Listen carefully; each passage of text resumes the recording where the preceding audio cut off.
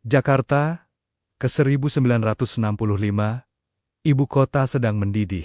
Di Istana Merdeka, seorang presiden dengan tongkat komando gemetar ketakutan karena mimpi buruknya menjadi nyata. Tapi di sebuah gubuk kayu di Bogor, seorang kiai tua justru sedang menangis melihat air di dalam cangkirnya berubah menjadi darah. Tahukah Anda bahwa jatuhnya Soekarno ternyata sudah dibaca setahun sebelumnya lewat sebuah ramalan mengerikan tentang lubang buaya dan bulan ke-10? Ramalan itu akurat 100%. Siapakah sosok ulama yang membuat sang putra fajar ini bersimpuh tak berdaya? Dan apa rahasia besar yang disembunyikan sejarah tentang detik-detik kematian Bung Karno? Sobat sejarah, ini bukan dongeng. Ini adalah sisi gelap dan spiritual dari akhir kekuasaan Orde Lama yang jarang dibahas di buku sekolah. Sebelum kita masuk ke lorong waktu yang mencekam ini, pastikan Anda sudah menekan tombol subscribe. Dan khusus bagi Anda yang mencintai Bung Karno dan para ulama pejuang, mari kita kirimkan doa. Tuliskan Al-Fatihah di kolom komentar sekarang juga. Sudah siap merinding? Mari kita mundur ke tahun 1964.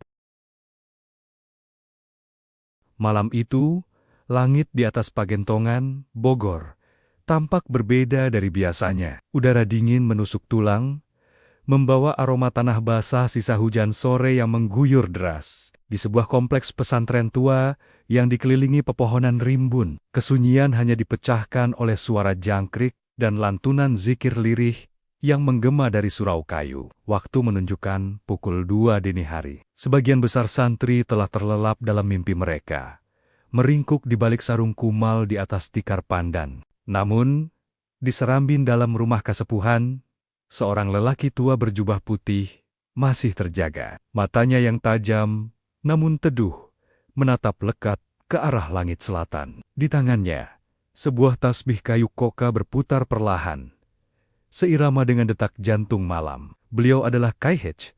Tubagus Muhammad Falak Abbas, atau yang masyhur dipanggil Mama Falak. Ulama karismatik keturunan Kesultanan Banten ini dikenal sebagai pakar ilmu falak astronomi Islam dan memiliki kasyaf mata batin yang tajam menembus tabir waktu. Di usia senjanya, tubuh Mama Falak mungkin tampak ringkih, namun aura kewibawaannya mampu membuat siapapun menunduk segan, bahkan sebelum beliau mengucapkan sepatah kata. "Abah," panggil seorang santri senior bernama Kang Ujang, yang sejak tadi duduk bersila di pojok serambi, menjaga gurunya. Kang Ujang memberanikan diri mendekat dengan membawa nampan berisi kopi pahit dan pisang rebus. Mama Falak tidak menoleh.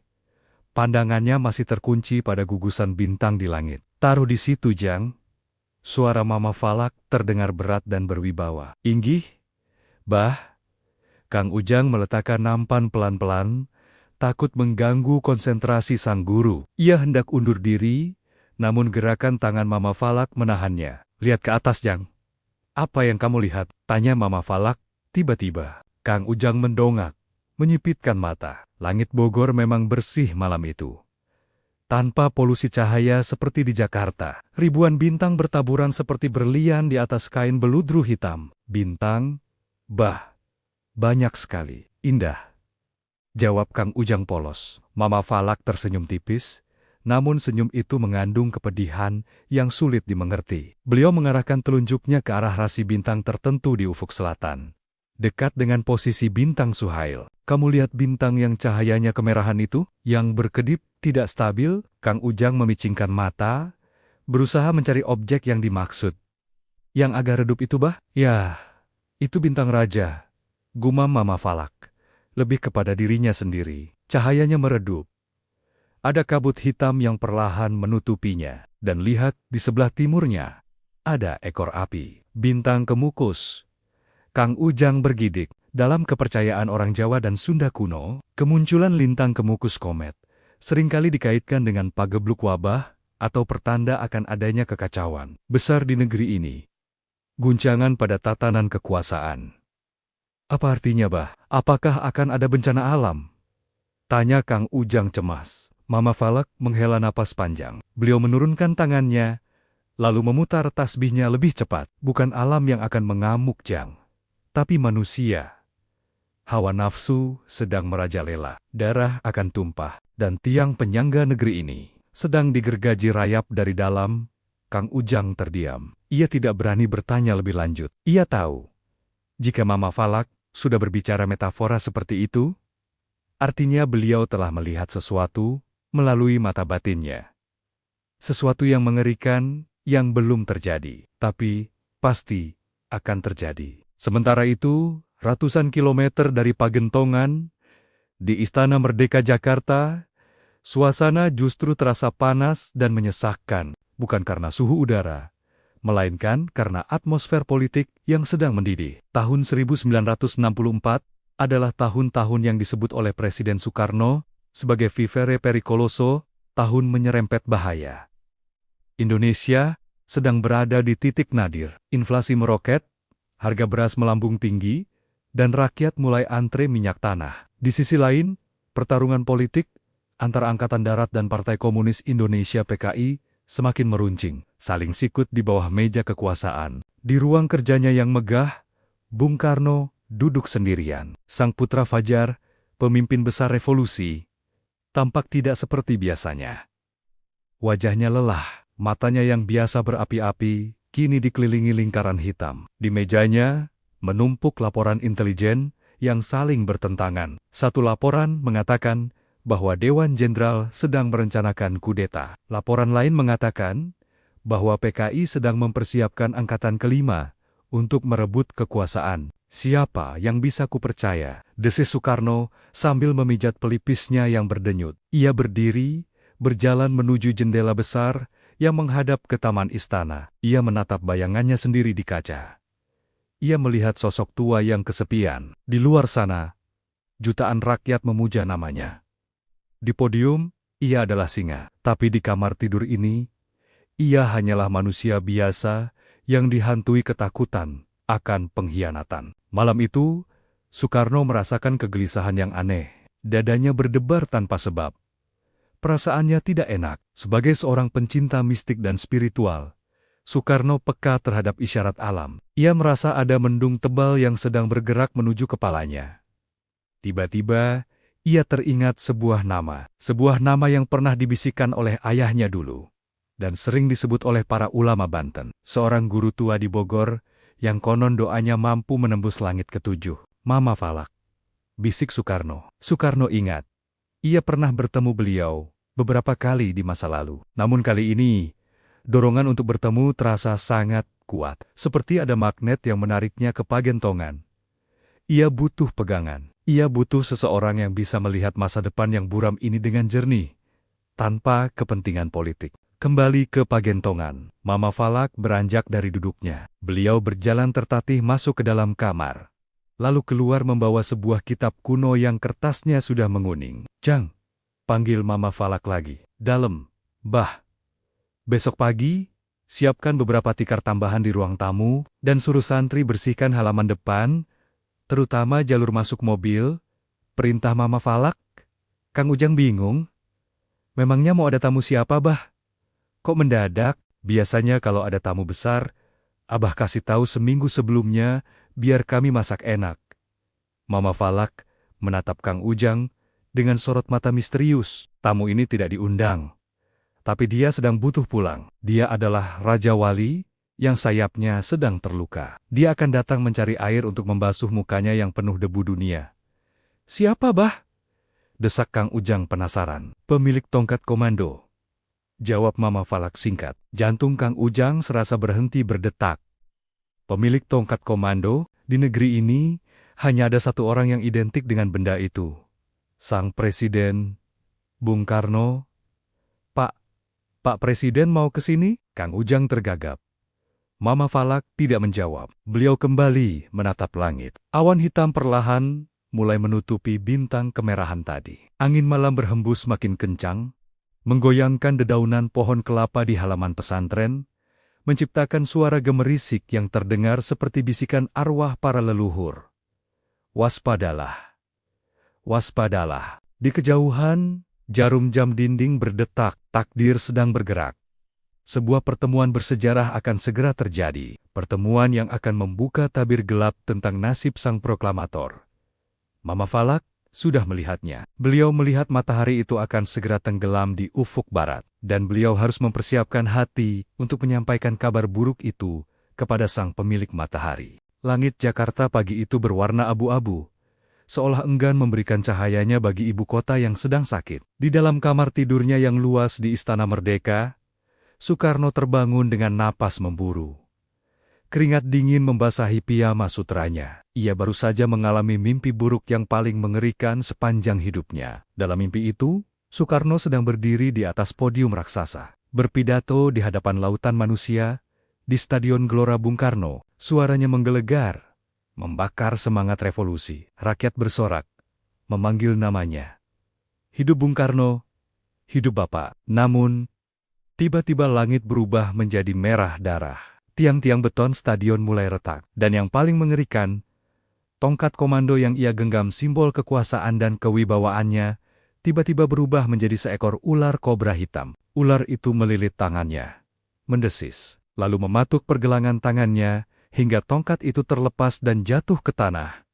Hancur berkeping-keping menjadi debu. Saat ia melihat ke bawah panggung, lautan manusia yang memujanya tadi, tiba-tiba berubah menjadi wajah-wajah tanpa ekspresi yang menatapnya dengan dingin. Lalu satu persatu berbalik badan meninggalkannya sendirian di panggung yang mulai runtuh itu. Astagfirullah. Astagfirullah. Soekarno duduk di tepi ranjang, mengatur napasnya yang tersengal. Tangan kanannya gemetar saat meraih gelas air putih di meja samping tempat tidur. Mimpi itu terasa begitu nyata. Terlalu nyata. Bapak baik-baik saja? Tanya Hartini, istrinya, yang terbangun karena mendengar erangan suaminya. Wanita anggun itu mengusap punggung Soekarno dengan lembut. Soekarno menoleh, matanya nanar. Tin, aku merasa ada yang tidak beres. Firasatku buruk sekali. Bapak terlalu lelah. Pikirkan kesehatan Bapak. Ginjal Bapak sedang sakit. Jangan terlalu banyak pikiran tentang politik, bujuk Hartini cemas. Bukan soal politik, Tin. Ini soal takdir, gumam Soekarno. Aku harus ke Bogor hari ini juga. Ke Istana Bogor? Untuk istirahat, bukan. Ke Pagentongan. Aku harus bertemu Mama Falak, tegas Soekarno. Ia bangkit dari ranjang, semangatnya tiba-tiba menyala, meski fisiknya lemah. Siapkan pengawal. Tapi jangan pakai protokol resmi. Aku mau kunjungan inkognito rahasia. Jangan sampai pers tahu, jangan sampai orang-orang partai tahu. Hanya pengawal inti saja. Perintah Presiden adalah titah. Dalam waktu 1 jam, iring-iringan kecil yang terdiri dari 3 mobil jeep dan 1 sedan hitam tanpa bendera kepresidenan meluncur keluar dari gerbang belakang istana. Perjalanan menuju Bogor tahun 1964 tidaklah semulus sekarang. Jalan raya Jakarta-Bogor masih sempit, berlubang di sana-sini, dan dikelilingi oleh hutan karet, serta perkampungan yang sepi. Di dalam mobil sedan hitam itu, Soekarno duduk di kursi belakang bersama ajudan setianya, Bambang Wijanarko. Soekarno lebih banyak diam, memandang keluar jendela. Ia melihat rakyatnya. Ia melihat ibu-ibu yang menggendong bakul dengan kain lusuh. Ia melihat anak-anak bertelanjang kaki bermain layangan di sawah. Hatinya teriris. Bambang? Panggil Soekarno tiba-tiba. Siapa? Jawab ajudan itu sigap. Menurutmu, apakah rakyat masih mencintaiku? Tanya Soekarno lirih. Pertanyaan yang tidak lazim keluar dari mulut seorang pemimpin besar yang biasanya sangat percaya diri. Bambang tertegun. Ia menatap wajah presidennya lewat kaca spion tengah. Ia melihat guratan kelelahan yang amat sangat. Tentu saja, Pak. Bapak adalah bapak bangsa. Rakyat memuja Bapak. Soekarno tersenyum kecut. Memuja dan mencintai itu beda, Bang. Pemujaan bisa luntur saat perut lapar. Cinta sejati itu yang bertahan saat susah. Aku takut aku telah gagal memberi mereka makan. Mobil terus melaju, memasuki wilayah Ciluar. Tiba-tiba, cuaca berubah drastis. Langit yang tadi mendung kini menumpahkan hujan lebat, disertai angin kencang. Jarak pandang menjadi sangat pendek. Wiper mobil bekerja keras menyapu kaca, Namun air hujan seolah tak mau berhenti menghalangi pandangan. Aneh, gumam sopir presiden. Tadi di Depok panas terik. Kok di sini gelap gulita begini? Tiba-tiba, mobil pengawal di depan mengerem mendadak. Cit, mobil Soekarno ikut mengerem. Membuat tubuh sang proklamator terdorong ke depan. Ada apa? Seru Soekarno kaget. Ajudan Bambang segera membuka pintu dan berlari ke depan di tengah hujan deras. Beberapa saat kemudian, ia kembali dengan wajah basah kuyup dan pucat. Lapor, Pak, ada pohon beringin besar tumbang melintang di jalan. Menutup seluruh akses, kita tidak bisa lewat. Soekarno terdiam. Pohon beringin tumbang, beringin adalah simbol pengayoman, simbol kekuatan. Jika beringin tumbang menghalangi jalannya, apakah ini isyarat alam lagi? Apakah alam sedang melarangnya pergi ke Pagentongan? Atau justru alam sedang memberitahunya bahwa pengayom negeri ini akan segera tumbang? Singkirkan. Perintah Soekarno keras. Panggil rakyat sekitar. Gergaji pohon itu. Tarik pakai jeep. Aku tidak peduli berapa lama. Aku harus sampai ke rumah Mama Falak hari ini juga. Keteguhan hati Soekarno diuji. Di bawah guyuran hujan deras, para pengawal pasukan Cakrabirawa, dibantu oleh warga desa setempat, bergotong royong menyingkirkan batang pohon raksasa itu. Soekarno menolak tetap di dalam mobil. Ia turun, mengenakan payung hitam, berdiri di pinggir jalan, memperhatikan proses itu. Sepatunya yang mengkilap, kini berlumpur. Seorang petani tua yang ikut membantu memotong dahan pohon, mengenali sosok di bawah payung hitam itu. Matanya terbelalak. Ia menyenggol temannya. Itu Bung Karno. Bisiknya gemetar. Hush, jangan ribut, lihat wajahnya. Beliau sedang berduka. Jawab temannya. Memang, wajah Soekarno saat itu tidak memancarkan senyum harismatiknya. Wajahnya tegang, penuh kekhawatiran. Ia merasa ada dinding gaib yang mencoba menghalanginya bertemu Mama Falak. Semakin besar halangannya, semakin yakin Soekarno bahwa ada rahasia besar yang disimpan Mama Falak untuknya. 2 jam kemudian, jalan berhasil dibuka. Rombongan kembali melaju, menembus dinginnya kota Bogor, mendaki jalanan berkelok menuju Pagentongan. Sementara itu, di Pagentongan, Kang Ujang berlari tergopoh-gopoh menemui Mama Falak yang sedang mengajar ngaji kitab kuning kepada para santri senior. Bah, Abah, Mama Falak menghentikan bacaannya. Ada apa, Jang? Napasmu seperti dikejar makan. Di depan, Bah, di depan gerbang, Kang Ujang menunjuk-nunjuk ke arah luar dengan tangan gemetar. Ada mobil hitam, platnya B1. Pasukan baret merah banyak sekali. Mama Falak menutup kitabnya perlahan. Wajahnya tenang, seolah sudah menunggu momen ini sejak semalam. Suruh mereka masuk. Buka pintu gerbang lebar-lebar. Raja Wali yang terluka sudah sampai di sarangnya. Ucap Mama Falak pelan. Suasana pesantren mendadak tegang. Para santri berbisik-bisik. Kedatangan orang nomor 1 di Republik ini, tanpa pemberitahuan resmi, membuat gempar seluruh kampung. Namun, bagi Mama Falak, ini bukan kunjungan kenegaraan. Ini adalah kunjungan seorang anak manusia yang sedang mencari Tuhan di tengah badai kekuasaan. Di gerbang pesantren, pintu mobil sedan hitam terbuka. Kaki Bung Karno menapak tanah Pagentongan. Ia merapikan pecinya, memegang tongkat komandonya erat-erat, seolah takut tongkat itu berubah menjadi ular, seperti dalam mimpinya. Ia melangkah masuk, tatapannya bertemu dengan tatapan Mama Falak, yang berdiri menyambut di ujung serambi. 2 raksasa bertemu, 1 raksasa politik, 1 raksasa spiritual, dan di antara mereka terbentang takdir sejarah Indonesia yang akan berubah selamanya. Hening. Itulah satu kata yang menggambarkan suasana di kompleks pesantren Pagentongan saat Soekarno melangkahkan kakinya menuju dalam Mama Falak. Ratusan santri yang biasanya riuh menghafal nadom, kini berdiri mematung di pinggir-pinggir bangunan.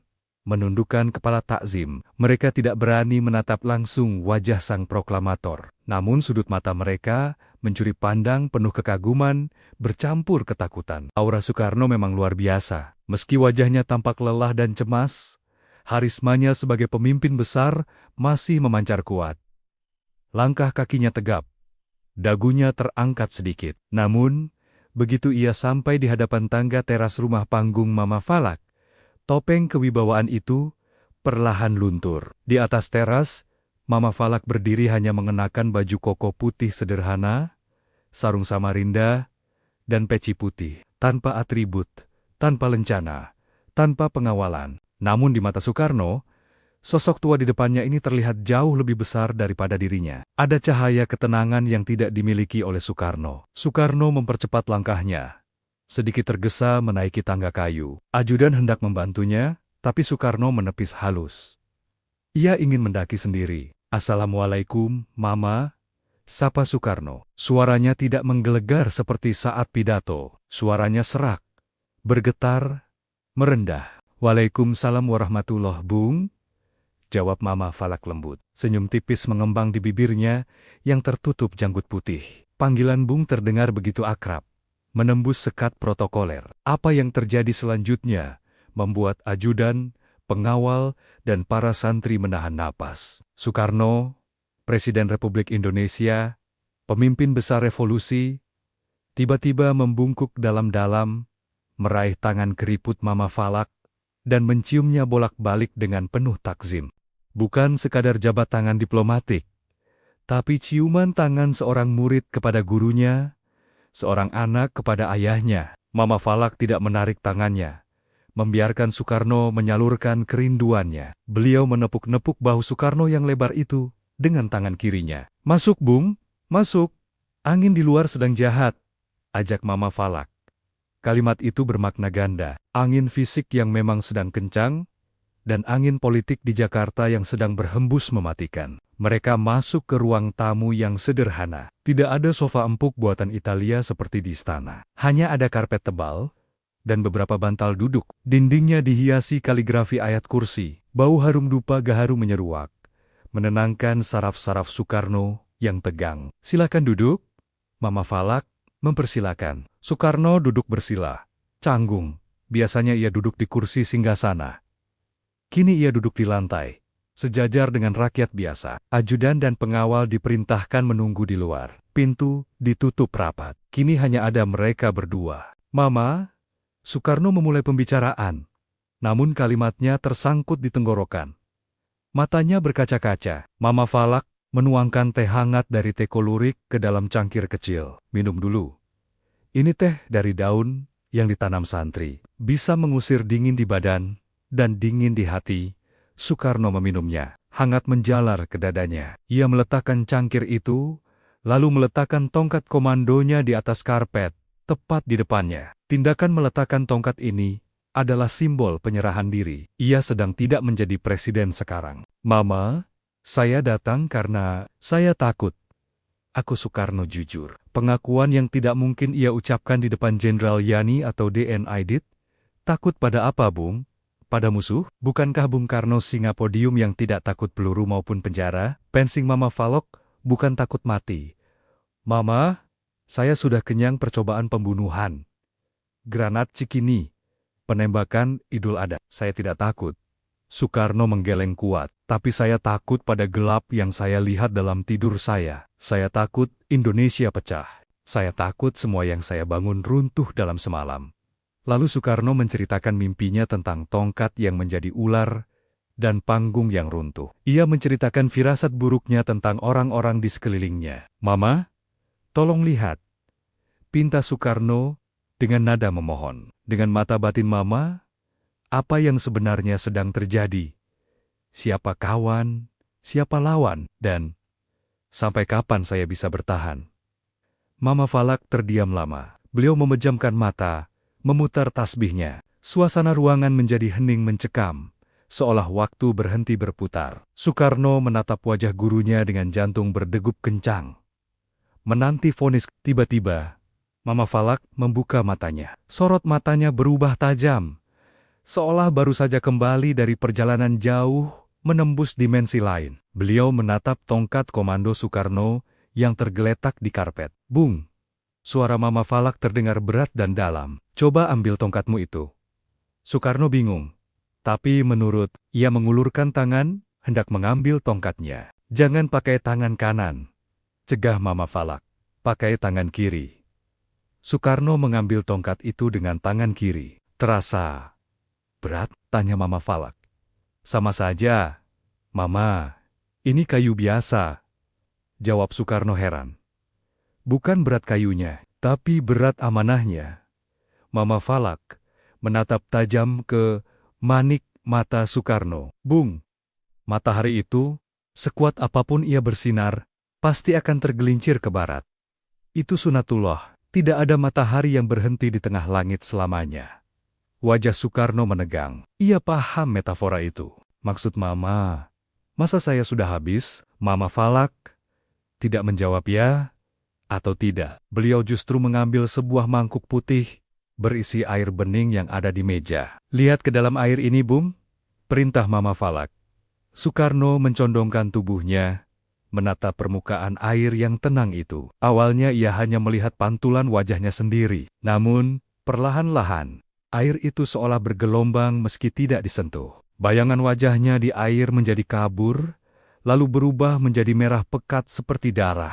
Soekarno terlonjak kaget, mundur ke belakang. Napasnya tersengal. Darah! Mama, saya melihat darah. Itu bukan darahmu, Bung. Ucap Mama Falak lirih. Suaranya penuh kesedihan. Itu darah anak-anak bangsa. Banjir darah akan melanda negeri ini. Saudara membunuh saudara. Tetangga membunuh tetangga. Fitnah akan datang seperti potongan malam yang gelap. Kapan, Mama? Kapan itu terjadi? Apa yang bisa saya lakukan untuk mencegahnya? Teriak Soekarno, panik. Ia mencengkeram lutut Mama Falak. Mama Falak menatap Soekarno dengan tatapan iba. Tatapan seorang ayah yang tahu anaknya akan jatuh sakit parah dan tidak ada obatnya. Sudah terlambat, Bung. Keretanya sudah berjalan turun dari bukit. Remnya blong. Kamu tidak bisa menghentikannya. Jika kamu mencoba menahannya dengan badanmu, kamu akan terlindas.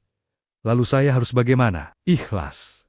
Satu kata itu keluar dari mulut Mama Falak bagaikan palu godam. Siapkan hatimu untuk turun. Lebih baik turun sendiri dari panggung, sebelum panggungnya dirobohkan orang. Jika Bung turun dengan ikhlas, Bung selamat, rakyat selamat. Tapi jika Bung memaksa bertahan, Mama Falak tidak melanjutkan kalimatnya. Beliau menunjuk ke arah tongkat komando yang kini dipegang Soekarno. Tongkat itu akan patah, dan pecahannya akan melukaimu sampai akhir hayat. Soekarno terdiam kaku, tubuhnya gemetar hebat. Egonya sebagai pemimpin besar berontak. Mundur, menyerah? Itu tidak ada dalam kamus Soekarno. Revolusi belum selesai.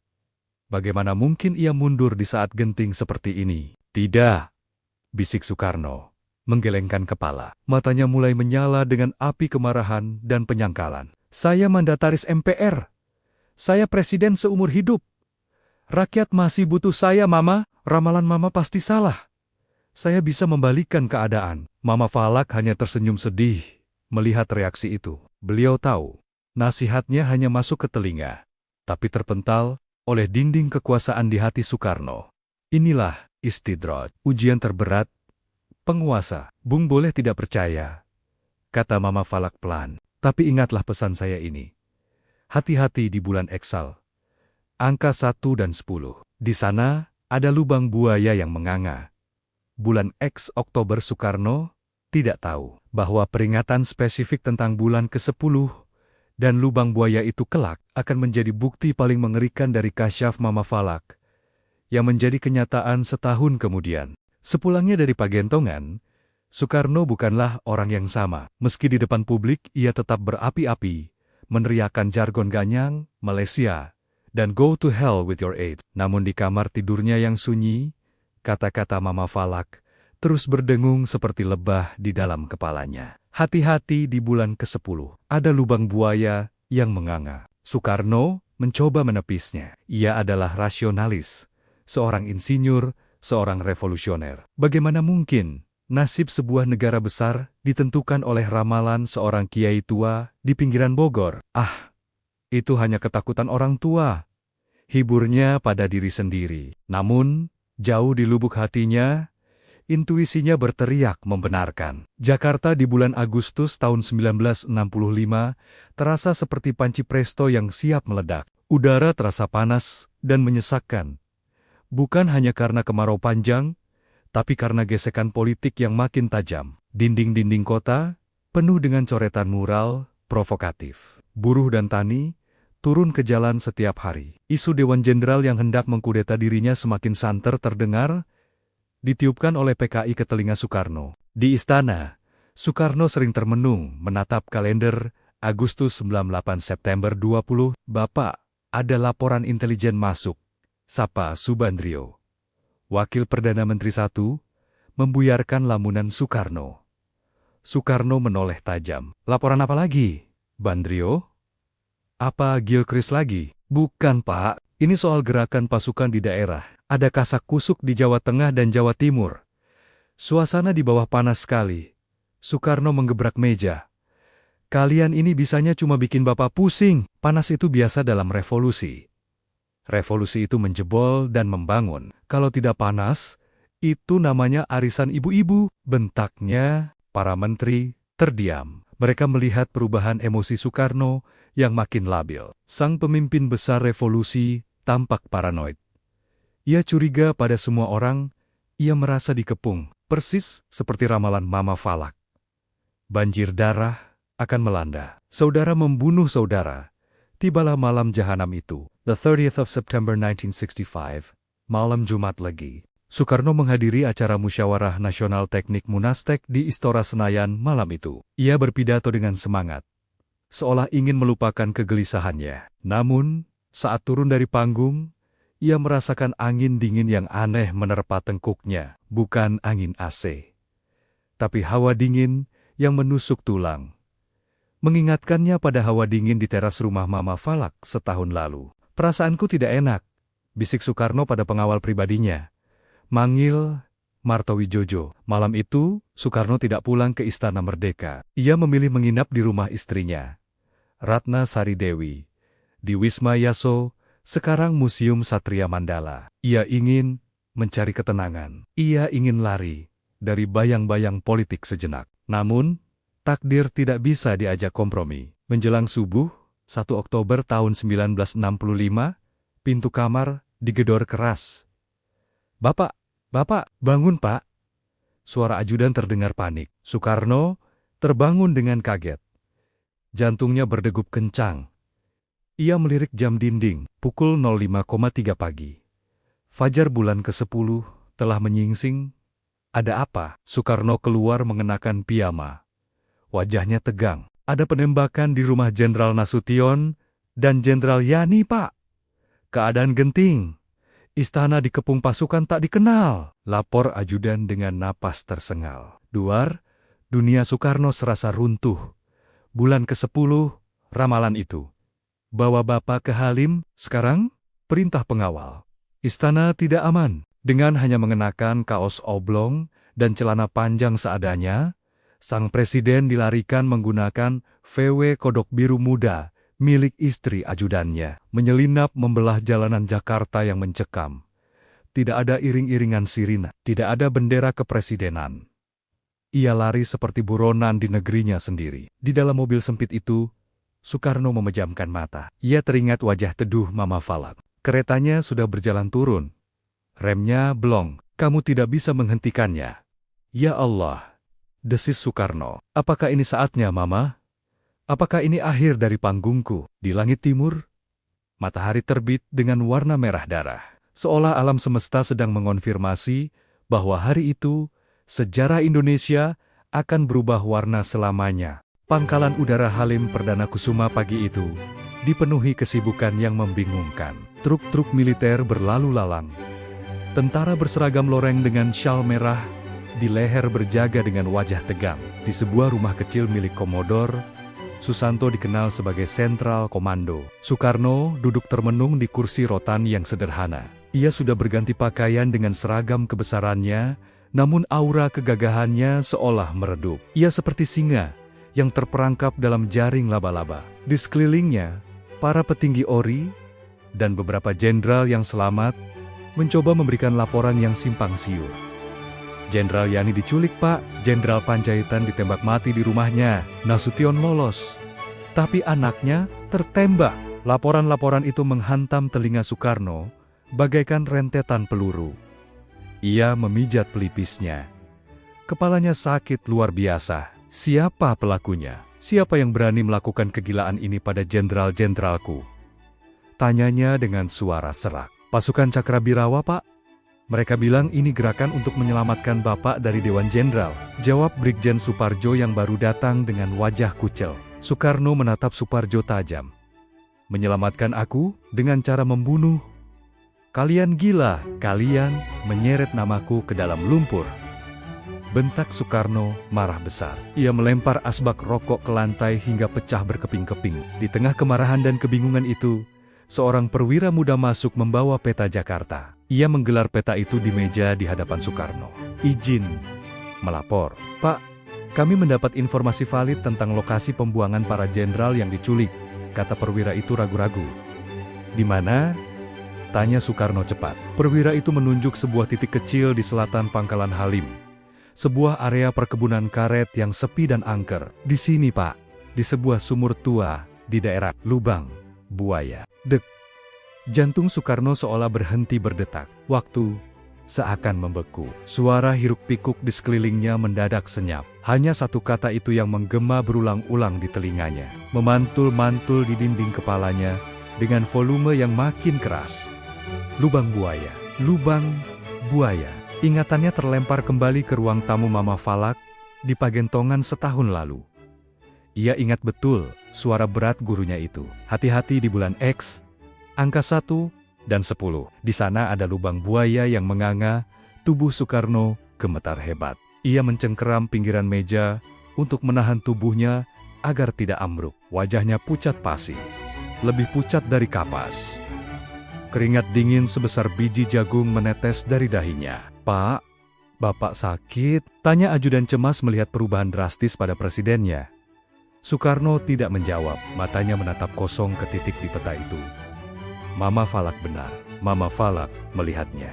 Beliau bukan bicara kiasan, beliau bicara fakta. Lubang buaya bukan sekadar metafora bahaya, tapi benar-benar nama tempat kejadian perkara. Ya Tuhan, ampuni aku, bisik Soekarno lirih, nyaris tak terdengar. Rasa penyesalan yang teramat dalam menghantam dadanya. Andai saja ia mendengarkan peringatan itu. Andai saja ia turun panggung lebih awal, seperti saran Mama Falak, mungkin darah para pahlawan revolusi itu tidak perlu tumpah. Mungkin ia bisa menyelamatkan Yani, jenderal kesayangannya. Tapi nasi sudah menjadi bubur. Kada dan kadar telah terjadi. Soekarno menyadari satu hal mengerikan lainnya. Jika bagian pertama ramalan Mama Falak tentang lubang buaya dan bulan Eksodu sudah terbukti akurat 100%, maka bagian kedua ramalan itu pasti juga akan terjadi. Tongkat itu akan patah, dan pecahannya akan melukaimu sampai akhir hayat. Kekuasaannya akan patah. Ia akan jatuh, dan proses jatuhnya akan sangat menyakitkan. Siang itu, Soekarno memerintahkan untuk meninggalkan Halim, menuju Istana Bogor, menghindari konfrontasi dengan pasukan Kostrad pimpinan Soeharto yang mulai bergerak masuk Jakarta. Saat helikopter kepresidenan membawanya terbang meninggalkan Jakarta yang mulai berasap, Soekarno menatap ke bawah. Ia melihat kota yang ia bangun dengan darah dan air mata, kini mulai membara. Di Pagentongan, pada jam yang sama, Mama Falak duduk di serambi masjid. Beliau tidak mengajar ngaji hari itu. Beliau hanya duduk diam, menunduk, dengan air mata mengalir deras membasahi janggut putihnya. Kenapa menangis, Bah? Tanya Kang Ujang heran. Belum pernah melihat gurunya menangis seperti itu. Raja Wali itu sudah patah sayapnya, Jang. Isak Mama Falak. Pilu, gelap. Gelap sekali langit di atas Jakarta. Siapkan doa tolak bala. Badai besar sudah datang. Dan benar saja, hari-hari berikutnya adalah neraka bagi Soekarno. Pembantaian massal terjadi di mana-mana, PKI diburu. Soekarno didesak, dipojokkan, dan pelan-pelan dilucuti kekuasaannya, lembar demi lembar. Seperti menguliti bawang. 5 bulan setelah peristiwa G30S, Soekarno bukan lagi singa yang mengaum. Ia adalah singa tua yang dikurung dalam sangkar emas bernama Istana Bogor. Di luar pagar istana, ribuan mahasiswa yang tergabung dalam KAMI dan KPPI berdemonstrasi setiap hari. Teriakan mereka bukan lagi hidup Bung Karno, melainkan turunkan harga, bubarkan PKI, dan ritul kabinet. Dinding-dinding istana seolah makin menyempit, menghimpit dada Soekarno. Ia merasa kesepian di tengah keramaian. Orang-orang kepercayaannya satu persatu ditangkap atau diamankan oleh tentara. Subandrio ditangkap. Chairul Saleh ditangkap. Ia sendirian. Pagi itu, 11 Maret tahun 1966, 3 jenderal datang menemui Soekarno di Istana Bogor. Basuki Rahmat, M. Yusuf, dan Amir Mahmud. Mereka membawa pesan dari Letjen Soeharto. Pesan yang dibungkus dengan bahasa halus untuk memulihkan keamanan dan ketertiban, namun sejatinya adalah surat penyerahan kekuasaan. Di ruang kerja istana, Soekarno memegang pulpen dengan tangan gemetar. Di hadapannya, tergeletak selembar kertas yang kelak dikenal sebagai supersemar surat perintah 11 Maret. Bapak Presiden, kata Jenderal M. Yusuf, ini demi keselamatan Bapak dan keselamatan bangsa. Pak Harto butuh surat ini untuk bertindak tegas. Soekarno menatap ketiga jenderal itu, lalu matanya beralih ke jendela, menatap rusa totol yang merumput tenang di halaman istana. Hatinya berkecamuk. Ia tahu, tanda tangan ini adalah bunuh diri politik. Begitu ia menandatanganinya, ia menyerahkan lehernya sendiri. Tiba-tiba, bayangan wajah Mama Falak muncul lagi di pelupuk matanya. Ikhlas. Siapkan hatimu untuk turun. Lebih baik turun sendiri dari panggung sebelum panggungnya dirobohkan orang. Soekarno menghela napas panjang. Berat, sangat berat. Apakah ini jalan keikhlasan itu, Mama? Batinnya bertanya. Atau ini adalah kebodohan? Tapi ia tak punya pilihan. Demonstrasi di luar makin gila. Ekonomi lumpuh, rakyat butuh kepastian. Jika ia bersikeras bertahan, perang saudara akan meletus antara pendukungnya dan pendukung Angkatan Darat. Ia tidak mau mandi darah lagi. Baiklah, ucap Soekarno lirih. Demi Tuhan, aku lakukan ini untuk rakyatku. Srit. Goresan tanda tangan itu tercetak di atas kertas. Detik itu juga, secara de facto, kekuasaan Soekarno berakhir. Tongkat komandonya telah patah, persis seperti penglihatan Mama Falak. Malam harinya, setelah para jenderal itu pergi membawa surat sakti tersebut, Soekarno masuk ke kamarnya. Ia tidak bisa tidur. Ia mengambil secari kertas dan pena. Ia ingin menulis surat. Bukan surat perintah, tapi surat pribadi. Surat itu ditujukan kepada K.H. Tubagus Muhammad Falak Abbas di Pagentongan. Mama, anakmu telah kalah. Ramalan Mama benar. Tongkatku sudah patah. Sekarang aku sendirian di tengah badai. Tolong doakan aku agar kuat menghadapi sisa hidupku yang mungkin akan sangat sepi ini. Apakah masih ada secercah cahaya untukku di ujung lorong gelap ini? Soekarno melipat surat itu, lalu memanggil seorang kurir kepercayaan yang masih tersisa. Antarkan ini ke Pagentongan. Berikan langsung ke tangan Mama Falak. Jangan sampai jatuh ke tangan tentara. Kurir itu menyelinap keluar malam itu juga, menembus blokade, membawa jeritan hati seorang presiden yang baru saja kehilangan segalanya. Namun, jawaban yang kelak datang dari Pagentongan bukanlah kabar gembira yang diharapkan Soekarno. Mama Falak tidak menjanjikan kembalinya kekuasaan. Mama Falak justru memberikan bekal terakhir untuk perjalanan Soekarno yang sesungguhnya, perjalanan menuju keabadian.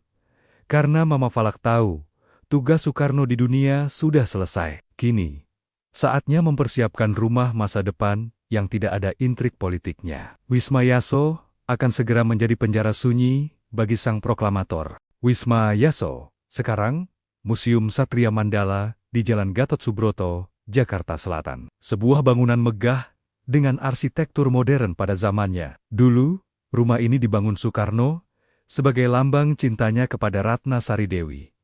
Namun, takdir memiliki selera humor yang gelap. Rumah cinta itu kini berubah fungsi menjadi penjara. Setelah sidang istimewa MPRS tahun 1967, secara resmi mencabut kekuasaannya dan menunjuk Soeharto sebagai pejabat presiden, Soekarno diperintahkan untuk meninggalkan Istana Merdeka. Ia dilarang tinggal di Bogor. Ia diasingkan di Jakarta, di Wisma Yaso, dengan status tahanan rumah. Pagi itu, suasana di Wisma Yaso terasa mencekam, bukan karena hantu, tapi karena kesunyian yang dipaksakan. Penjagaan sangat ketat. Pasukan pengawal bukan lagi Cakrabirawa yang setia, melainkan polisi militer CPM yang ditugaskan oleh Orde Baru dengan instruksi khusus. Batasi ruang gerak Bung Karno. Soekarno duduk di kursi rotan di beranda belakang. Tubuhnya kini jauh lebih kurus. Pipinya cekung. Wajahnya yang dulu bersinar kini pucat dan kusam. Penyakit ginjalnya semakin parah, dan ia tidak mendapatkan perawatan medis yang layak. Dokter kepresidenan yang dulu merawatnya telah diganti dengan tim dokter baru yang kurang ramah. Kopi, pinta. Soekarno lirih kepada pelayan tua yang masih setia menemaninya. Maaf Pak, kopinya habis. Jatah belanja dapur belum turun dari komandan jaga, bisik pelayan itu takut-takut. Soekarno tersenyum getir. Bahkan untuk segelas kopi pun aku harus minta izin. Ia menatap halaman belakang yang rumputnya mulai tinggi tak terurus. Dulu, ia adalah orang yang memerintahkan pembangunan Monas, Masjid Istiqlal, dan Stadion Senayan. Kini, memerintahkan pemotongan rumput di halamannya sendiri pun ia tak kuasa. Tiba-tiba, seorang perwira muda masuk tanpa permisi. Sepatu laras panjangnya berbunyi keras di lantai marmer. Bapak tidak boleh duduk di sini, tegur perwira itu dingin. Tanpa hormat, tanpa kata Pak Presiden. Kenapa? Saya cuma cari angin, jawab Soekarno lemah. Perintah atasan. Area ini terlalu dekat dengan pagar luar. Takut Bapak memberikan kode atau sinyal kepada orang luar? Masuk ke kamar. Perintah perwira itu kasar. Darah Soekarno mendidih. Ia ingin marah. Ia ingin membentak. Tahu apa kamu anak muda? Aku yang memproklamasikan negeri ini. Aku yang membuatmu bisa pakai seragam itu. Tapi suaranya tercekat. Tenaganya tidak ada. Ginjalnya berdenyut nyeri. Ia teringat ramalan Mama Falak lagi. Tongkat itu akan patah. Dan pecahannya akan melukaimu. Luka ini bukan luka fisik. Ini adalah luka harga diri. Dipermalukan oleh anak bangsa sendiri yang dulu ia perjuangkan kemerdekaannya. Pecahan tongkat itu kini menancap di ulu hatinya. Soekarno tertatih-tatih masuk ke kamarnya yang pengap. AC sering dimatikan dengan alasan penghematan listrik. Koran-koran disensor, radio diambil. Televisi hanya menyiarkan propaganda Orde Baru.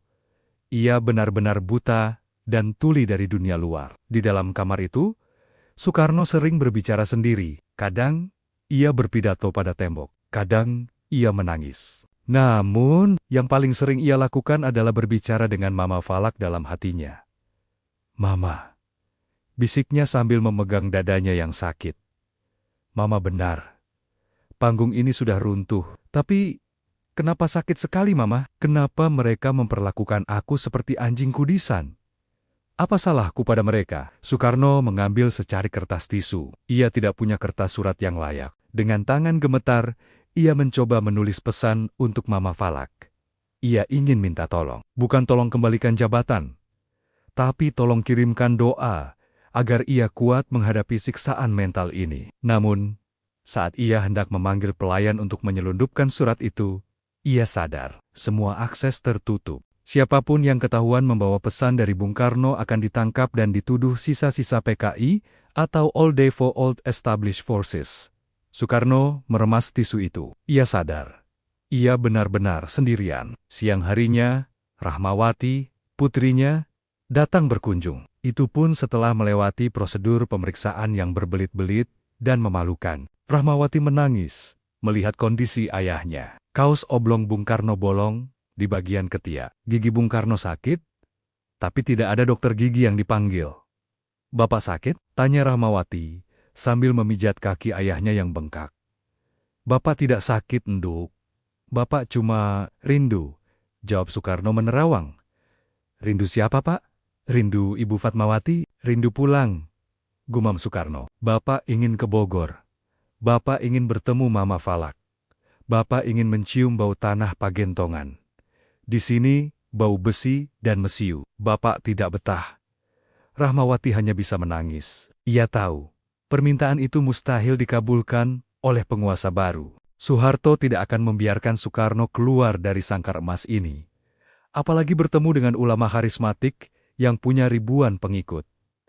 Itu dianggap berbahaya. Malam itu, Soekarno sholat tahajud. Di sujud terakhirnya, ia menangis tergugu. Ia tidak lagi berdoa minta umur panjang. Ya Allah, jika memang tugasku sudah selesai, ambillah aku. Jangan biarkan aku menjadi tontonan yang menyedihkan. Aku malu.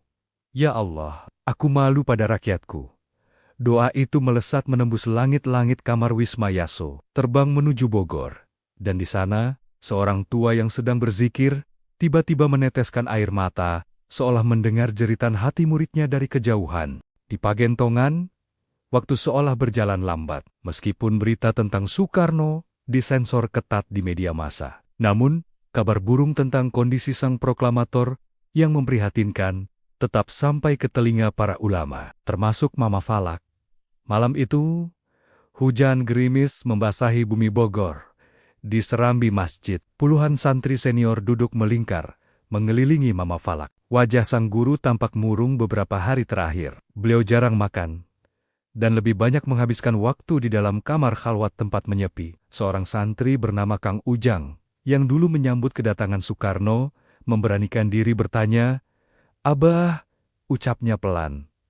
"Maaf kalau saya lancang, tapi banyak santri yang bertanya-tanya." Mama Falak membuka matanya. "Tanya apa, Jang?" "Abah kan waliullah, Abah punya karomah. Abah bisa membelah raga, Abah bisa tahu hal gaib. Kenapa Abah diam saja melihat Bung Karno disiksa seperti itu? Kenapa Abah tidak pakai ilmu Abah untuk menolong beliau? Atau setidaknya mengirim pasukan untuk membebaskan beliau?" Pertanyaan itu mewakili kegelisahan banyak orang. Mereka tidak tega melihat pahlawan bangsa diperlakukan tidak manusiawi. Mama Falak tersenyum tipis, namun matanya basah. Beliau memandang para santrinya satu persatu.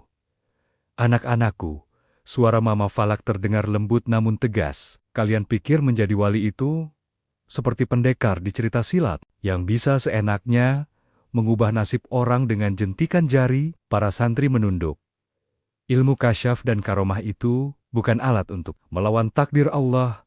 Itu hanya titipan untuk mengintip rahasianya, agar kita bisa bersiap. Apa yang terjadi pada Bung Karno saat ini adalah jalan pembersihan. "Pembersihan, Bah?" tanya Kang Ujang bingung. "Yah," Mama Falak mengangguk. "Bung Karno itu orang besar. Dosanya pun mungkin besar, karena dia memimpin jutaan manusia. Allah sayang padanya. Allah tidak mau menghukum dia di akhirat. Maka Allah mencuci dosa-dosanya sekarang, di dunia, lewat sakitnya, lewat kesepiannya, lewat pengkhianatan yang ia terima." Mama Falak menghela napas panjang. "Kalau aku gunakan ilmuku untuk membebaskan dia secara fisik, itu namanya aku melawan kehendak Tuhan. Aku justru akan mencelakakan akhiratnya. Biarkan dia sakit. Sakit itu penggugur dosa. Biarkan dia sepi. Sepi itu membuatnya ingat Tuhan. Dulu dia terlalu sibuk dengan dunia. Sekarang dia dipaksa berduaan dengan Allah di Wisma Yaso." Para santri tertegun. Jawaban itu begitu dalam. Mereka baru sadar bahwa kasih sayang seorang wali terkadang bentuknya tidak seperti yang diharapkan manusia awam. "Tapi," lanjut Mama Falak, matanya menerawang jauh, "meski ragaku tidak ke sana, rohku selalu menemaninya." Malam itu juga, di Wisma Yaso, sebuah kejadian ganjil terjadi. Soekarno sedang terbaring lemah di ranjangnya. Obat penahan sakit ginjalnya habis, dan dokter belum datang. Rasa nyerinya luar biasa, seolah pinggangnya ditusuk besi panas. Ia menggigil kedinginan. Dingin, dingin. Racau Soekarno. Selimut tipis yang ia pakai tidak cukup menghangatkan tubuh rentanya. Dalam kondisi antara sadar dan tidak, tiba-tiba Soekarno mencium aroma yang sangat khas. Aroma minyak misik campur gaharu dan tembakau linting. Aroma yang sangat ia kenal. Itu aroma ruang tamu Mama Falak di Pagentongan. Soekarno membuka matanya sedikit. Ruang kamarnya yang remang-remang tampak berbeda. Di sudut kamar, ia seolah melihat bayangan putih. Sosok tua berjubah putih, berdiri tersenyum padanya. "Mama," bisik Soekarno. Sosok itu tidak bicara dengan mulut, tapi suaranya terdengar jelas di hati Soekarno. "Sing sabar, Bung. Sing sabar. Sedikit lagi. Ujianmu tinggal sedikit lagi. Jangan mengeluh. Jadikan sakitmu zikir. Ajaibnya, Rasa nyeri di pinggang Soekarno perlahan mereda, bukan hilang sama sekali, tapi menjadi tertahankan. Rasa dingin yang menggigit tulang berganti menjadi kehangatan yang menjalar, seolah ada tangan gaib yang menyelimutinya dengan kain tebal. Soekarno menangis dalam diam, air matanya mengalir ke bantal. Ia tahu, ini bukan mimpi. Ini adalah ruhaniah. Gurunya datang menjenguk lewat jalur langit, menembus tembok tebal penjagaan CPM yang berlapis-lapis. "Terima kasih, Mama." "Terima kasih, Ishak Soekarno." Esok paginya, pelayan menemukan Soekarno tertidur pulas dengan wajah yang lebih tenang dari biasanya. Di samping bantalnya, pelayan itu menemukan sebutir tasbih kayu kecil yang entah datang dari mana. Tasbih itu bukan milik Soekarno, dan tidak ada tamu yang masuk semalam. Tasbih itu berbau minyak misik, bau pagentongan. Soekarno menggenggam tasbih misterius itu erat-erat. Itu adalah surat dari langit, tanda bahwa ia tidak sendirian, bahwa Tuhan dan para kekasihnya masih bersamanya. Mulai hari itu, Soekarno berubah. Ia tidak lagi banyak mengeluh pada penjaga. Ia tidak lagi marah-marah soal makanan. Ia menjadi sangat pendiam, pasrah, dan bibirnya tak henti-hentinya bergerak melafalkan zikir. Ia sedang mempersiapkan diri untuk perjalanan pulang yang sesungguhnya. Namun, sebelum ia pulang, ada satu tamu istimewa lagi yang harus ia temui. Sahabat sejatinya, belahan jiwanya dalam perjuangan, Muhammad Hatta. Pertemuan terakhir mereka akan menjadi penutup yang paling memilukan dari kisah persahabatan dua pendiri bangsa ini. Juni tahun 1970, kondisi Soekarno memburuk drastis. Ginjalnya sudah tidak berfungsi. Racun urekmia telah menyebar ke seluruh tubuh, membuat kesadarannya timbul tenggelam. Pihak militer akhirnya mengizinkan Soekarno dipindahkan dari Wisma Yaso ke RSPAD Gatot Subroto. Tapi jangan bayangkan perawatan VVIP. Soekarno ditempatkan di sebuah kamar isolasi yang suram, penjagaan tetap ketat, lorong rumah sakit dipenuhi tentara bersenjata, seolah-olah pasien di dalam kamar itu bisa melompat bangun dan memimpin revolusi.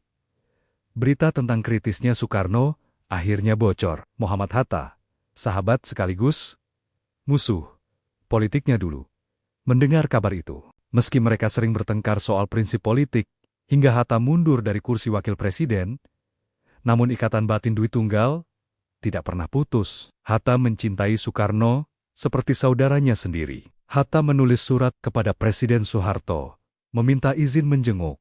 Izin diberikan. Hari itu, Hatta datang ke RSPAD. Langkahnya berat. Ia didampingi oleh istri tercinta, Rahmi Hatta. Saat pintu kamar rawat inap itu dibuka, Hatta terdiam di ambang pintu. Matanya membelalak kaget di balik kacamatanya yang tebal. Ia nyaris tidak mengenali sosok yang terbaring di ranjang itu. Tubuh itu bengkak-bengkak. Kulitnya menghitam. Rambutnya yang dulu selalu rapi tertutup peci, kini berantakan dan menipis. Mulutnya menganga sedikit. Kesulitan bernapas. "Ya Allah. No." Panggil Hatta dengan nama panggilan kesayangan mereka di masa muda. "Kusno."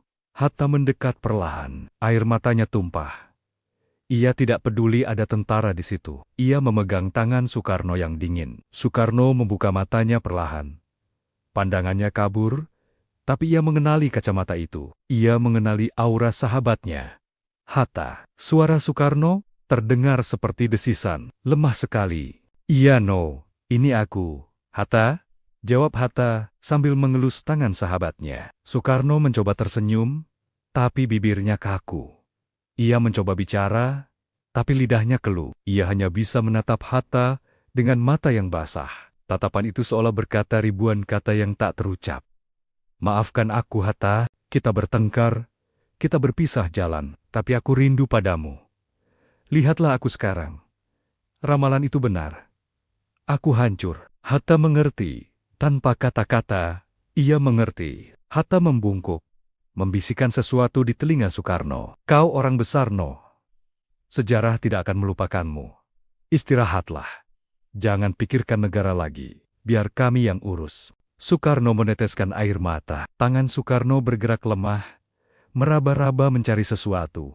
Hatta bingung. Ternyata Soekarno mencari kacamata Hatta. Ia ingin memegang kacamata itu. simbol intelektualitas sahabatnya yang dulu sering ia debat. Momen itu adalah puncak kesedihan. Dua raksasa yang melahirkan Indonesia kini bertemu di ujung usia dalam kondisi yang sangat tragis. Satu terbaring tak berdaya, satu lagi menangis tak berdaya. Sementara itu, di Pagentongan, suasana juga sedang genting. Bukan genting politik, tapi genting spiritual. Mama Falak mendadak memanggil seluruh keluarga, dan santri seniornya berkumpul di ruang tengah. Wajah Mama Falak tampak bercahaya, namun sangat serius. Beliau mengenakan pakaian serba putih yang bersih dan wangi. Siapkan mobil, perintah Mama Falak. Mau kemana, Bah? Tanya Kang Ujang. Ke Jakarta? Bukan. Kita tidak akan sempat ke Jakarta. Macet, kita tidak akan keburu. Jawab Mama Falak misterius. Kita zikir di sini saja. Tapi siapkan segalanya, seolah-olah kita mau menyambut tamu agung. Siapa yang mau datang, Bah? Saudaraku, muridku, presidenmu. Jawab Mama Falak pelan. Matahari akan terbenam sebentar lagi. Langit sudah membuka pintunya. Para santri merinding. Mereka paham maksudnya. Mama Falak sedang bersiap melakukan talaki ruh pertemuan roh terakhir untuk mengantar kepergian Soekarno. Di RSPAD, alat pendeteksi jantung Soekarno mulai berbunyi tidak beraturan. Bip, bip, napasnya tersengal. Sengal, matanya menatap ke atas langit-langit kamar, tapi seolah menembus atap. Melihat sesuatu yang indah di atas sana. Apakah ia melihat bidadari? Apakah ia melihat para pahlawan yang mendahuluinya? Atau apakah ia melihat wajah Mama Falak yang tersenyum menyambutnya di ambang pintu kematian, siap menuntunnya melewati jembatan sakaratul maut? Detik-detik yang merayap itu terasa menyiksa. Jarum jam dinding bergerak lambat menuju angka kematian. Tanggal 21 Juni tahun 1970 sudah di depan mata. Minggu Wage, 21 Juni tahun 1970, langit Jakarta pagi itu cerah. Namun hawanya terasa ganjil. Burung-burung gereja yang biasanya ribut di dahan pohon sekitar rumah sakit, pagi itu membisu. Angin berhenti berhembus, seolah alam semesta sedang menahan napas. Menunggu sebuah peristiwa besar. Di kamar rawat inap RSPAD, suasana tegang mencapai puncaknya. Dr. Mahar Marjono dan tim medis lainnya sibuk memeriksa tanda-tanda vital Soekarno yang semakin melemah. Tekanan darahnya anjlok. Detak jantungnya tidak beraturan. Ginjalnya sudah berhenti total. Di sisi ranjang, Guntur, Megawati, Rahmawati, Sukmawati, dan guru berdiri mengelilingi ayah mereka dengan air mata bercucuran. Mereka membisikkan doa, membacakan surat Yasin, dan menuntun Soekarno mengucapkan kalimat tauhid. Bapak, ikuti saya. Pak, la ilaha illallah, bisik Megawati di telinga kiri ayahnya. Soekarno membuka matanya sedikit. Tatapannya kosong, namun bibirnya bergerak-gerak lemah. Ia berusaha mengucapkan sesuatu, bukan kalimat panjang, hanya satu kata. Allah. Suaranya sangat pelan, nyaris tak terdengar, seperti desisan angin yang lewat di celah jendela. Pada detik yang sama, di Pagentongan, Bogor, Mama Falak sedang duduk bersila di atas sajadah kulit kambingnya. Beliau baru saja selesai memimpin salat duha berjamaah. Tiba-tiba, tasbih kayu koka yang sedang beliau putar di tangan kanannya patah, prak, benangnya putus. Butir-butir tasbih itu berhamburan, jatuh ke lantai masjid, menggelinding ke segala arah, dengan suara berisik yang memecah keheningan zikir. Para santri terkejut, mereka serentak menoleh ke arah Mama Falak. Mereka belum pernah melihat tasbih kesayangan guru mereka putus seperti itu. Mama Falak tidak berusaha memunguti butiran tasbih itu. Beliau justru memejamkan mata, menundukkan kepala dalam-dalam, lalu mengangkat kedua tangannya tinggi-tinggi ke langit. Innalillahi wa inna ilaihi rajiun, ucap Mama Falak dengan suara bergetar hebat. Air mata deras mengalir membasahi pipi keriputnya. Siapa yang meninggal, Bah? Tanya Kang Ujang panik. Matahari sudah padam, Jang. Isak Mama Falak. Bapak bangsa sudah pulang. Bung Karno sudah tidak ada. Di Jakarta, monitor jantung berbunyi panjang dan nyaring, tiiit. Garis hijau di layar menjadi lurus. Pukul 07,07 WIB. putra sang fajar telah kembali ke pelukan sang pencipta. Ruangan itu meledak oleh tangis histeris keluarga. Dokter melepaskan maskernya dengan wajah tertunduk lesu. Namun, ada satu hal yang tidak dilihat oleh dokter maupun keluarga, tapi dilihat oleh mata batin Mama Falak dari kejauhan. Saat nyawa Soekarno dicabut, Mama Falak melihat seberkas cahaya putih terang. Nur keluar dari ubun-ubun Soekarno, melesat naik menembus atap rumah sakit, menembus langit Jakarta yang polusi, langsung menuju ke pintu langit yang terbuka lebar. Di pintu langit itu, Mama Falak melihat ribuan malaikat berbaris menyambut. Bukan karena Soekarno manusia suci tanpa dosa, tapi karena ia adalah pemimpin yang dicintai rakyat miskin. Dan doa rakyat miskin itulah yang menjadi karpet merah baginya. "Selamat jalan muridku," bisik Mama Falak di pagentongan. "Sakitmu di dunia sudah menghapus dosamu. Sekarang, tersenyumlah. Kau sudah bebas dari penjara politik ini." Berita kematian Soekarno menyebar bagaikan api di padang ilalang kering. Dalam hitungan jam, seluruh Jakarta bahkan seluruh Indonesia berubah menjadi lautan duka. Bendera setengah tiang dikibarkan di mana-mana.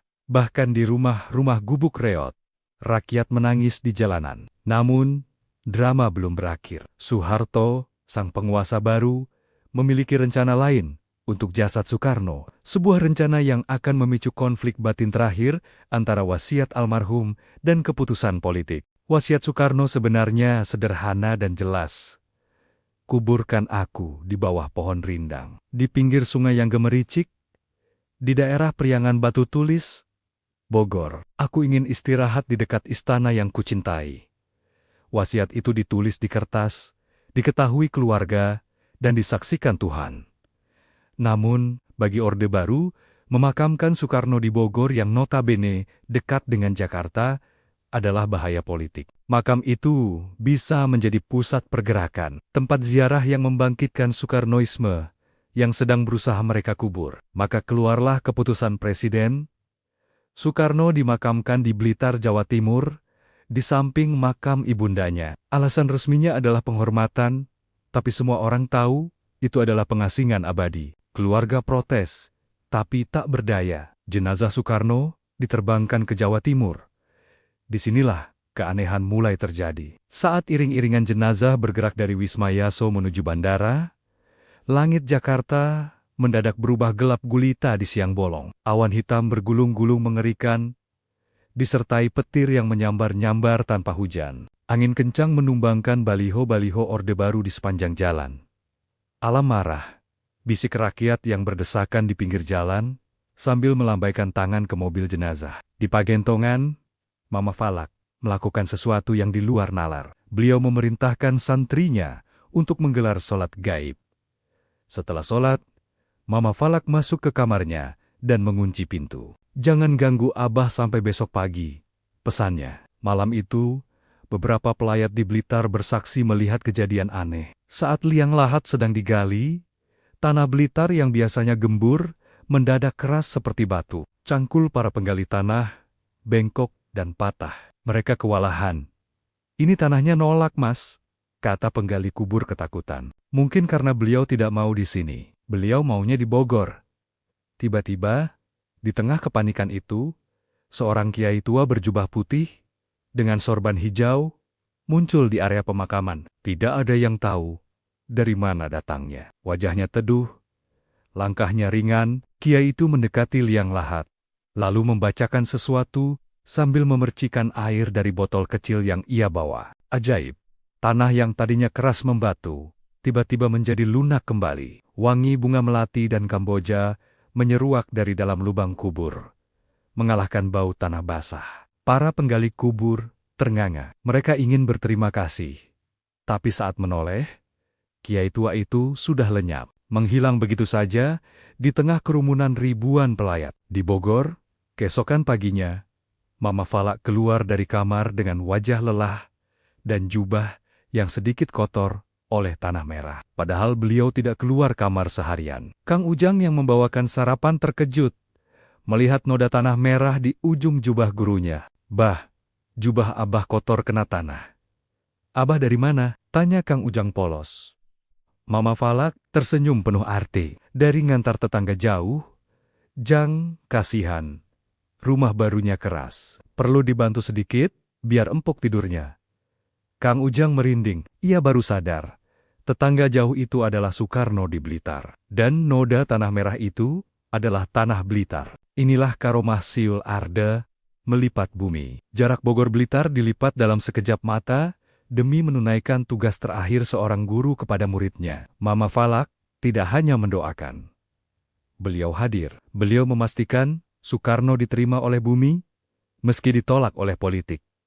Prosesi pemakaman selesai. Soekarno telah beristirahat tenang. Namun, sebelum Mama Falak menutup kisah ini, beliau meninggalkan sebuah nubuat ramalan masa depan yang mengerikan, sekaligus memberi harapan bagi bangsa Indonesia. Nubuat yang beliau sampaikan di pengajian terakhirnya sebelum wafat 2 tahun kemudian, 2 tahun setelah kematian Soekarno, 1972, kesehatan Mama Falak mulai menurun. Di usia yang sudah sepuh, menurut beberapa riwayat beliau wafat di usia 130 tahun, Mama Falak tahu waktunya sudah dekat. Beliau akan segera menyusul sahabat-sahabat seperjuangannya.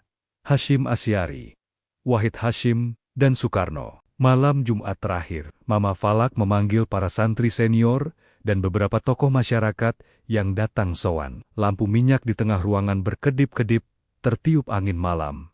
Dengarkan baik-baik. Anak-anakku, suara Mama Falak parau tapi tajam. Bung Karno sudah pergi. Saya pun akan segera pergi. Zaman akan berganti. Kalian akan memasuki zaman yang aneh. Zaman edan. Mama Falak menatap langit-langit masjid, seolah membaca tulisan tak kasat mata di sana. Akan datang masa di mana pemimpin negeri ini silih berganti, tapi rakyat tetap menangis. Kalian akan melihat orang yang bicaranya manis, tapi hatinya racun. Kalian akan melihat agama dijual murah demi kursi jabatan. Para santri menunduk, mencatat dalam hati, akan ada masa goro-goro huru-hara. Gunung meletus, laut naik ke darat, wabah penyakit datang silih berganti. Itu semua teguran, karena kita lupa pada sangkan Paraning Dumadi, asal dan tujuan hidup. Salah satu santri memberanikan diri bertanya, lalu kapan Indonesia akan jaya lagi bah? Seperti zaman Majapahit? Atau awal kemerdekaan? Mama Falak tersenyum, senyum yang sangat manis, penuh optimisme. Jangan takut. Indonesia ini tanah pusaka. Baldatun Thayyibatun, dijaga oleh ribuan wali. Setelah masa gelap itu, akan muncul cahaya dari timur.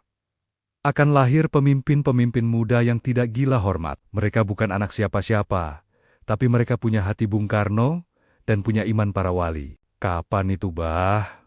Nanti, saat Sabdo Palen menagih janji. Saat orang Jawa sudah njawani lagi. Saat Nusantara kembali ke jati dirinya, bukan berkiblat ke barat atau ke Arab secara buta, tapi menjadi Islam Nusantara yang rahmatan lil alamin. Mama Falak mengambil napas panjang, lalu memejamkan mata. Ingat pesan Abah. Jangan pernah membenci negerimu sendiri. Separah apapun kondisinya. Kalau rumahmu bocor, perbaiki atapnya. Jangan bakar rumahnya. Doakan pemimpinmu, meski dia zalim, karena doa baik akan melunakkan hati. Doa buruk akan menjadi bumerang. Itulah pengajian terakhir. Beberapa hari kemudian, K.H. Tubagus Muhammad Falak Abbas wafat dengan tenang dalam tidurnya. Langit Bogor kembali menangis. Ribuan orang mengantarkan jenazahnya. Kini, makam Mama Falak di Pagentongan selalu ramai dikunjungi peziarah, berdampingan secara spiritual dengan makam Bung Karno di Blitar. Dua kutub kekuatan nasionalis dan religius yang pernah bersatu dalam sejarah.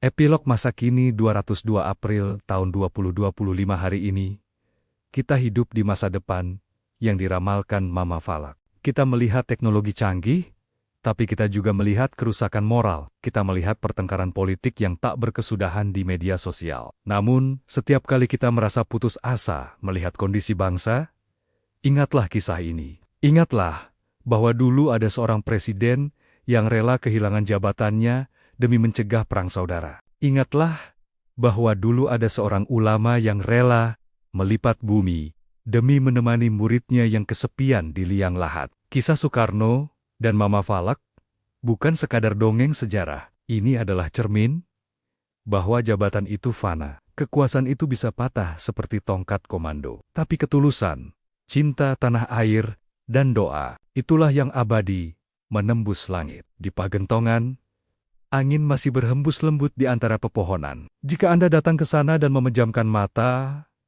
mungkin Anda akan mendengar bisikan lirih dari masa lalu.